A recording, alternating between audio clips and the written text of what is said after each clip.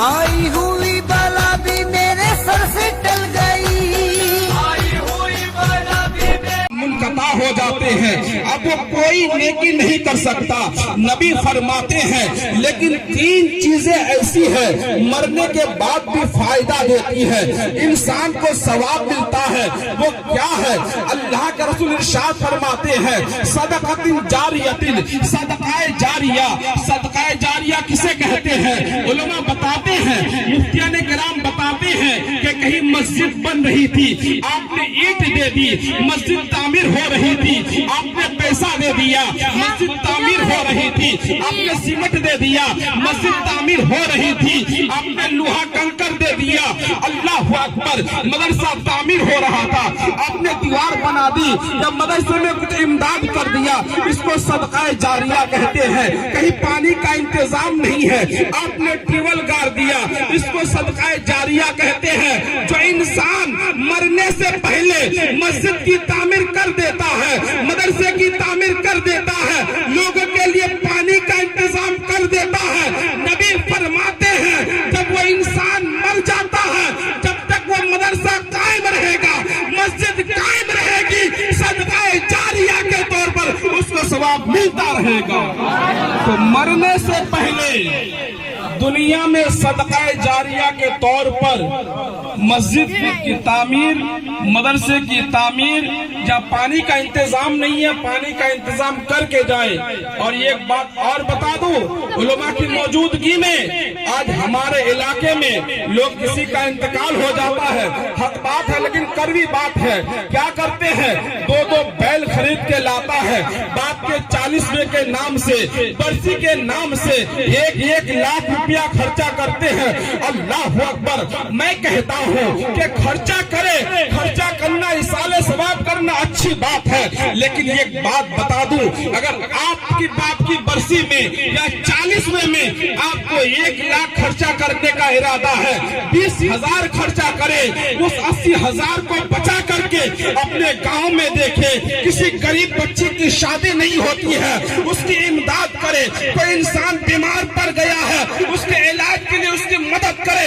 अल्लाह अकबर। इन बरसी का पैसा निकाल कर गरीब की बच्ची की शादी दिलाएंगे, किसी बीमार का इलाज करेंगे, जब वो गरीब बच्ची की शादी होगी, जिंदगी में जितनी सांसें लेगा, हर सांस के बदले में अल्लाह आपको नेकी अता फरमाएगा।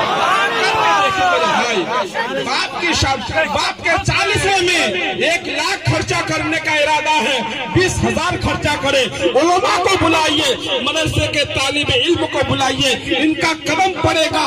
अल्लाह अकबर। आपको मैं बताता चलूं, आज हमारे इलाके में 40वां धूम से होता है, बरसी धूम से होती है, लेकिन इमामों को फरामोश किया जाता है।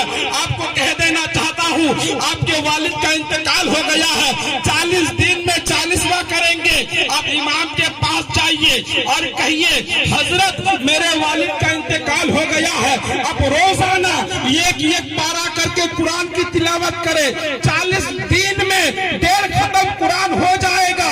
इमाम को बुलाइए, अपने इस्तेताब के मुताबिक एक पारा के बदले में 100 रुपया करके जोड़कर 3-4 हजार इमाम के हाथ में थमा दे, इमाम खुश होगा, खुदा भी खुश होगा, आपके वालिद मोहतरम की मग़फ़िरत हो जाएगी। देखें, ये होना चाहिए, ऐसा करना चाहिए। तो बात क्या चल रही थी कि नबी फरमाते हैं सदक़ाए जारिया। सदक़ाए जारिया सिर्फ ये नहीं कि मस्जिद तामीर हो, मदरसा ही तामीर हो, पानी का इंतजाम नहीं है, पानी का इंतजाम हो, ये भी सदक़ाए जारिया को छोड़कर और सदक़ाए जारिया है। ठंडी की मौसम है, कहीं मस्जिदें ऐसी होती है जहाँ नमाज पढ़ने के लिए कालीन नहीं होती है। अल्लाह अकबर। बरसी का इरादा है, 50 खर्चा करना चाहते हैं, 20,000 खर्चा करे, 30,000 बचा करके उस मस्जिद में कालीन बिछा दे। नबी की हदीस है, अल्लाह के रसूल इरशाद फरमाते हैं जो इंसान नमाज पढ़ने के बाद मस्जिद में बैठा रहता है, हर सांस के बदले में एक नेकियां मिलती है। अब मैं कहना चाहता हूँ, बाप के बचे हुए बरसी के पैसे से ठंडी के मौसम में मस्जिद में कालीन बिछा देंगे, कोई जाके नमाज पढ़ेगा, जितने देर बैठकर जिक्र अज़कार करेंगे, हर सांस के کہ ملتا رہے گا۔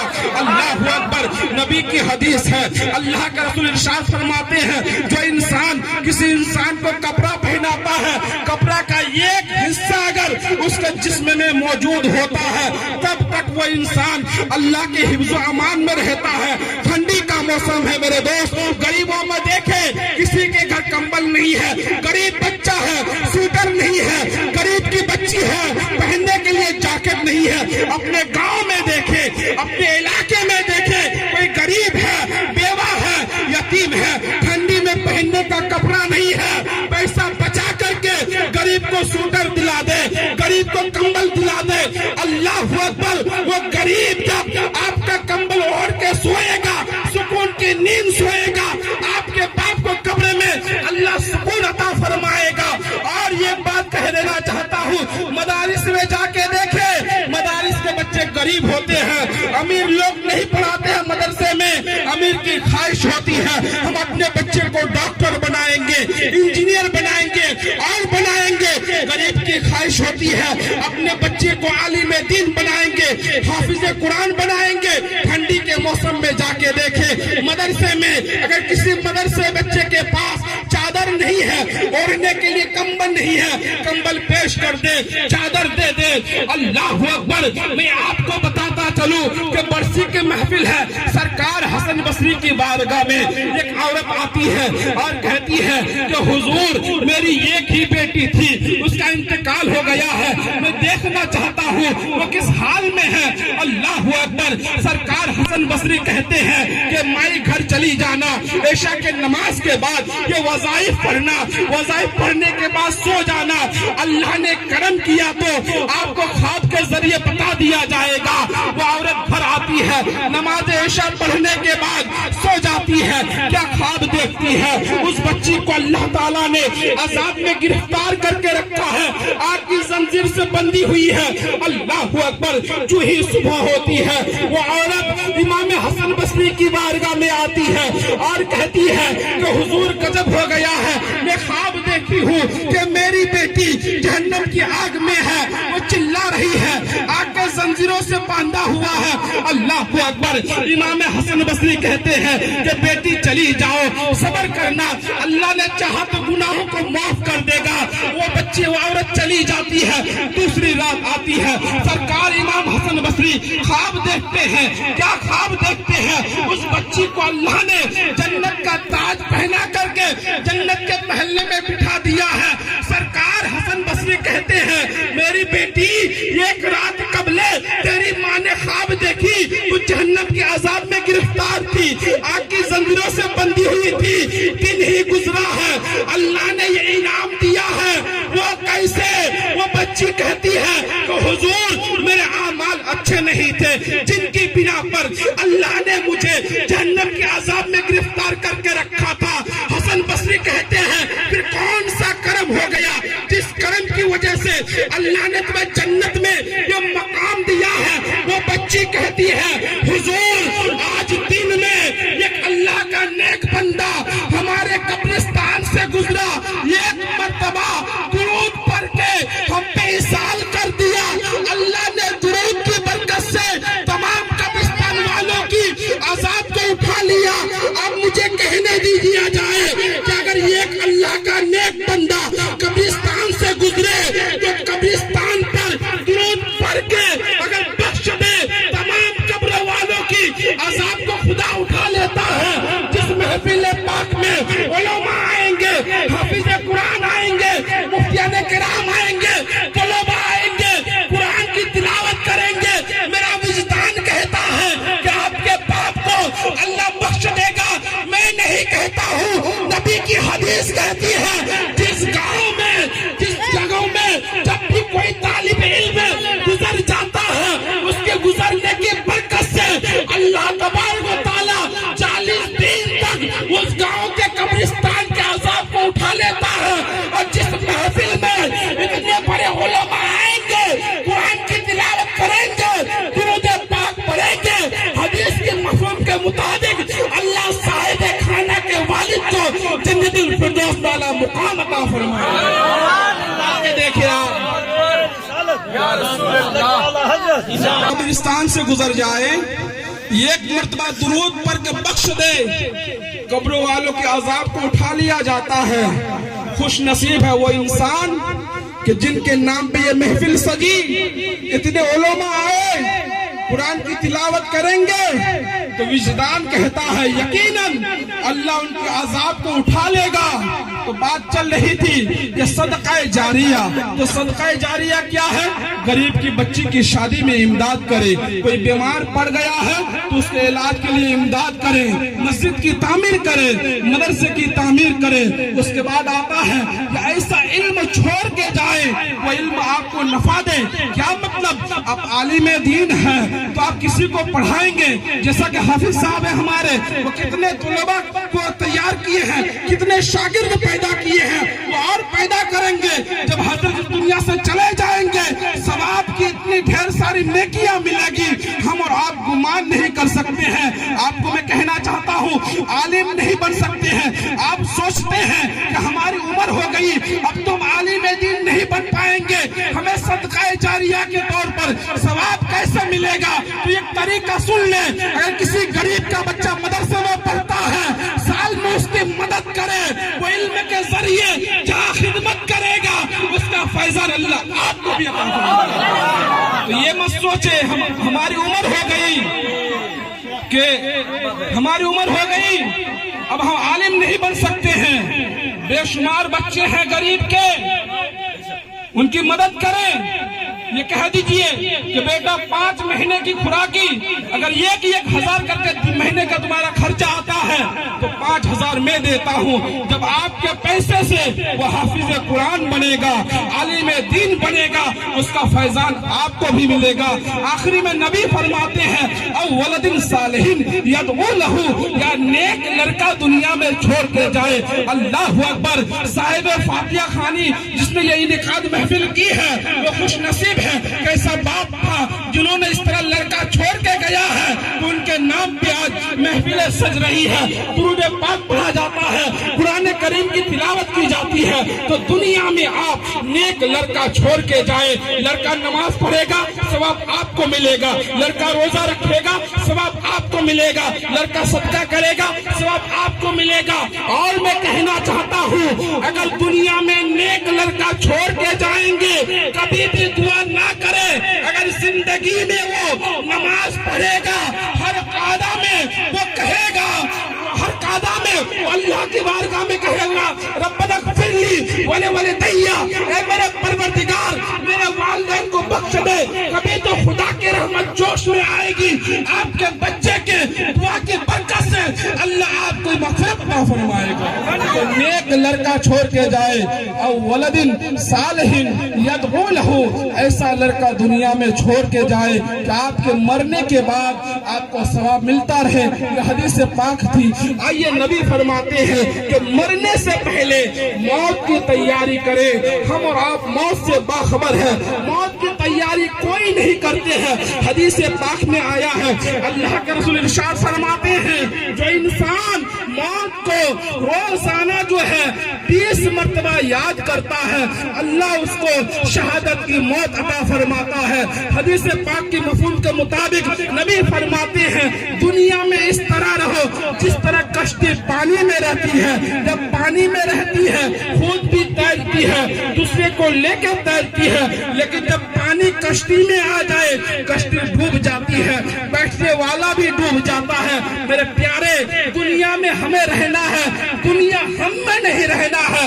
جس دن دنیا ہمارے اندر آ جائے گی ہم برباد ہو جائیں گے۔ آج سب کہتے ہیں دنیا سنور جائے، دنیا بن جائے، آخرت کا کسی کو فکر نہیں ہے۔ آپ کو میں بتاتا چلوں، آخری بات کہہ کر اپنی گفتگو کو ختم کر رہا ہوں۔ اسی ہندوستان میں ایک اللہ کے ولی ہے حضرت سرکار نظام الدین اولیاء، بہت بڑی شخصیت ہے۔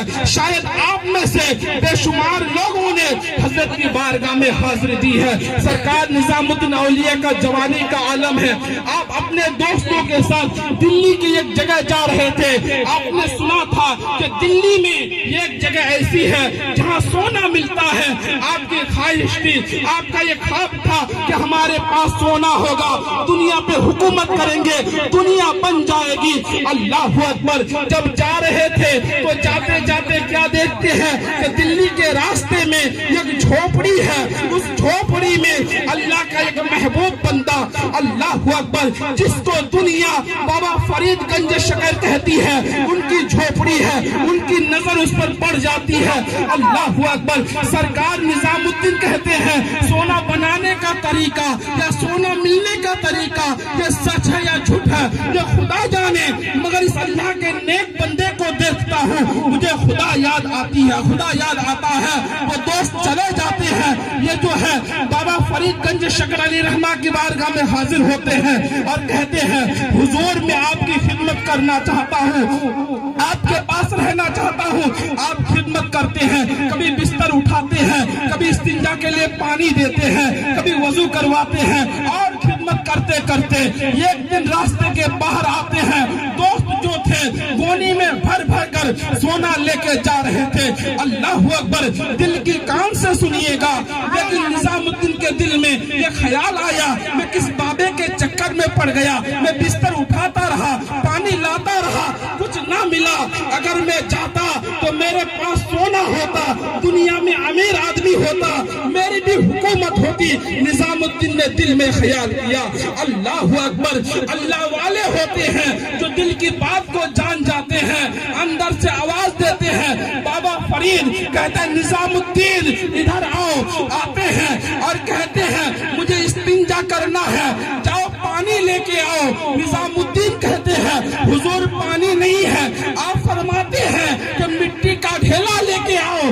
اللہ اکبر. سرکار نظام الدین مٹی کا ڈھیلا لینے جاتے ہیں. جس ڈھیلے کو ہاتھ لگاتے ہیں وہ سونا بن جاتا ہے. اس کو پھینکتے ہیں, دوسرے کو ہاتھ لگاتے ہیں, وہ سونا بن جاتا ہے. بابا فرید کہتے ہیں نظام الدین جلدی سے ڈھیلا لے کے آ جا تاکہ اس استنجے سے فارغ ہو جاؤ. سرکار نظام الدین کہتے ہیں حضور ڈھیلا ملے تب نہ لاؤ, ڈھیلا نہیں مل رہا ہے. بابا فرید کہتے ہیں اللہ کی اتنی بڑی زمین ہے, تمہیں مٹی کا ڈھیلا نہیں ملتا ہے. نظام الدین کہتے ہیں کہ حضرت جس ڈھیلے پہ ہاتھ لگاتا ہوں وہ سونا بن جاتا ہے. بابا فرید کہتے ہیں وہ سونے کا ڈھیلا لے کے آ جا. نظام الدین کہتے ہیں کہ حضرت مسئلہ آپ نے بتایا کہ سونے کے ڈھیلے سے استنجا کرنا جائز نہیں ہے. اللہ اکبر. بابا فرید کہتے ہیں کہ نظام الدین جو سونے کا ڈھیلا استنجے کو پاک نہیں کر سکتا ہے, اس سے دل کیوں لگاتا ہے؟ دل لگانا ہے, خدا سے لگا, رسول سے لگا, دنیا بن جائے گی, آخرت سنور جائے گی. تو دنیا مت بنائیے, آخرت بنائیے.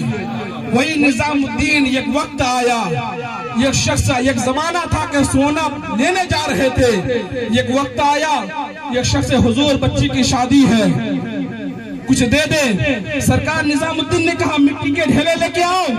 آپ ڈھیلا لے کے آئے, 3 مرتبہ سورہ اخلاص قل هو اللہ احد پڑھ کے دم کر دیے. سونا بن گیا, گھر گیا, خوش ہو گیا کہ سونا بھی بن گیا, سونے بنانے کا طریقہ بھی مل گیا. اپنی بیوی سے کہا کہ مٹی کے ڈھیلوں کو جمع کرو. بیوی جاتی ہے, ڈھیلا جمع کر کے لاتی ہے. ایک مرتبہ نہیں, پوری رات سورہ اخلاص پڑھتا رہا, دم کرتا رہا, سونا نہیں بنا. جب صبح ہوئی نظام الدین کی بارگاہ میں کہتے حضور 3 مرتبہ اپنے سورہ اخلاص پڑھ کے دم کر دیا, مٹی سونے میں تبدیل ہو گئی. میں نے پوری رات پڑھا, سونا نہیں بنا. نظام الدین جواب دیتے ہیں یار سونا بنانے کے لیے نظام الدین جیسی زبان چاہیے. تم زبان سے جھوٹ بولتے ہو, چغلی کرتے ہو, گالی دیتے ہو اور سوچتے ہو کہ سونا بن جائے. آج بھی قرآن کی آیت میں, قرآن کی سورت میں وہی تاثیر ہوگی جو صحابہ کرام, اولیاء کرام کے زمانے میں تاثیر تھی. مگر شرط یہ ہے اپنی زبان کو جھوٹ سے, غیبت سے, چغل خوری سے پاک کر کے رکھیں گے.